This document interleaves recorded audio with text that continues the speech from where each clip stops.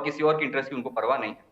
मल्लिका पांडे जी मेरे साथ मौजूद है। मल्लिका जी, साफ तौर पर दिखाई दे रहा है क्योंकि इस तरह के युद्ध में इस तरह की घटनाएं घटती हैं, लेकिन सबसे बड़ा सवाल है कि वो अमेरिका जो भारत की तारीफ करता था, भारत के साथ खड़ा रहता था, भारत के स्वर में स्वर मिलाकर हमेशा बात करता था, अब वही अमेरिका, वही यूएस, वही ट्रंप अब 100% टैरिफ लगाने की बात कर रहे हैं और चाबहार पर आप हमला कर रहे हैं, एयर स्ट्राइक कर रहे हैं, ये जानते हुए कि भारत का रणनीतिक महत्व बहुत है और सबसे बड़ी बात है कि भारत वहां पर इन्वेस्टमेंट भी कर रहा है।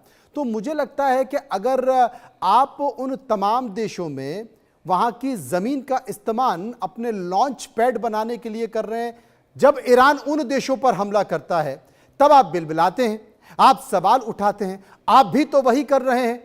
ईरान में अगर व्यापारिक और सामरिक मुद्दों को ध्यान में रखकर भारत कहीं पर इन्वेस्टमेंट कर रहा है तो कम से कम इतना तो सम्मान देशों को लेकर होना चाहिए। बिल्कुल।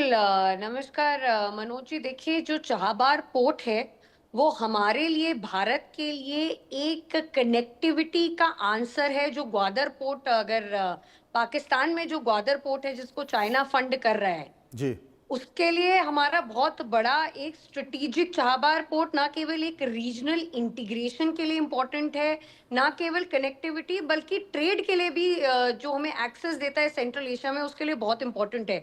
और भारत ने करीब करीब $370 मिलियन इसमें ऑलरेडी लगा चुका है।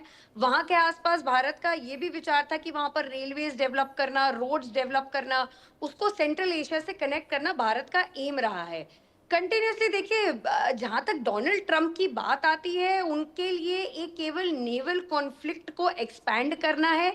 उनके लिए कोई मैटर नहीं करता कि किस कंट्री का कहाँ निवेश है, किसके साथ वो अच्छे दोस्त हैं। उनके लिए सीधा सीधा एक ईगो सेटिस्फैक्शन है। जैसे वो बंदर अब्बास को ट्रीट कर रहे हैं, वैसे ही वो चाहबार को ट्रीट कर रहे हैं। और जैसे कि मेरे फेलो पैनलिस्ट जो ईरान से जुड़े हैं, उन्होंने साफ बताया कि भारत ने केवल एक टर्मिनल में निवेश किया है। चाबहार पोर्ट में 2 टर्मिनल है, उसमें से एक टर्मिनल में भारत ने निवेश किया है। और एमईए की तरफ से अभी जारी किया गया कि वहां पर कोई भी प्रॉब्लम नहीं आई है, कोई भी डेब्री या कोई भी कुछ भी प्रॉब्लम, अभी तक कोई भी मिसाइल नहीं गिरी है, अभी तक उसको कोई भी हानि नहीं पहुंची है, ऐसा भारत के एमईए ने स्टेटमेंट जारी किया है। बट जहां तक बात आती है, देखिए यूएस की, मनोज जी, यूएस के लिए अब ये ईगो बैटल हो चुकी है। यूएस किसकी तरफ है? हम कहीं ना कहीं देखते हैं वो ग्रीनलैंड की बात करता है, वो नोबेल पुरस्कार की बात करता है, वो वेनेजुला को लेने की बात करते हैं। तो यूएस किसी का सगा नहीं है।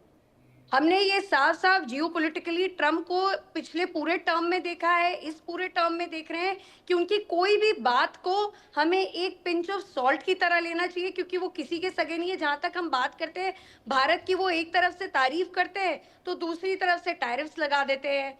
तो उनका ये ट्रेड टैरिफ चलता रहता है मनोज जी, और यहाँ पर भी उनको कोई फर्क नहीं पड़ता। वो सिर्फ अपना नेवल कॉन्फ्लिक्ट जोन इंक्रीज करना चाहते हैं। ये बड़ा संकेत दिखाई दिया है। दिगंबर इस्लाम पूरे यूएस से मेरे साथ जुड़ गए हैं। दिगंबर साहब, क्या मेरी आवाज आपको मिल रही है? मेरी आवाज उनको नहीं मिल पा रही है, लेकिन जी अनुज जी मिल रही है। आपको मिल रही है? जी जी मिल रही है मुझे। बताइए क्या कहेंगे इस मुद्दे पर। तो अब आपका सवाल फिर से दोहराइए। पहले मेरा सवाल यही है, मैं पीसीआर से कहना चाहता हूं कि उनको एक बार फ्रेम में लेकर आए। दिगंबर साहब, यही है कि इन तमाम परिस्थितियों के मद्देनजर अमेरिका, यूएस अपने उन देशों को भी भूल जा रहा है जो कदम से कदम मिलाकर उसके साथ खड़े हुए हैं। यह वही भारत है जो आपके साथ खड़े होकर कहता था कि अब की बार ट्रंप की सरकार, और आप इतना भी ख्याल नहीं रख पा रहे हैं। हाँ, ये बात सच है। मैं इन सब से मानता हूँ। थोड़ा मेरा देखने का कोण कहीं डिफरेंट है जी। मैं जैसे अपने शबीर साहब ने बताया था कि इंडिया की जो टर्मिनल इंटैक्ट है, उसका मतलब है कहीं ना कहीं सेंसिटिविटी दिखा है। लेकिन जितना सेंसिटिविटी हम एक्सपेक्ट कर रहे थे उतना नहीं है।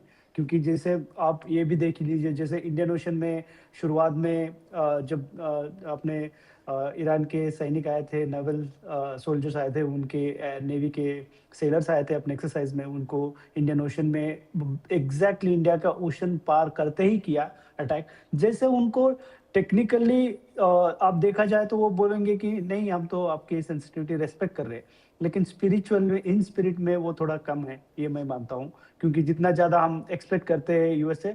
और लेकिन यहाँ पे अभी सिचुएशन ऐसी है यूएस, जैसे अपनी मलिका जी भी बता रहे थे कि अभी US is only looking after its own interest. जैसे मैंने पहले भी बताया, अभी भी दोहरा रहा हूँ कि अभी ऐसा सिचुएशन आ गया है कि अब we are entering probably in a situation जहाँ पे लगभग 19वीं सदी या अर्ली 20th सेंचुरी की तरह जा रहे हैं, जहाँ पे हर देश अपना अपना प्रोटेक्शन करे, क्योंकि कोई किसका प्रोटेक्शन या मल्टीलेटरल फोरम्स को हम लोग जितना ट्रस्ट रखते थे उतना ट्रस्ट अभी रख पाना बहुत ही डिफिकल्ट है, क्योंकि अमेरिका को जिस तरीके को उनको अगर चाहिए तो वो दोनों पोर्ट पे, दोनों टर्मिनल पे अटैक करते थे, लेकिन वैसा नहीं किया।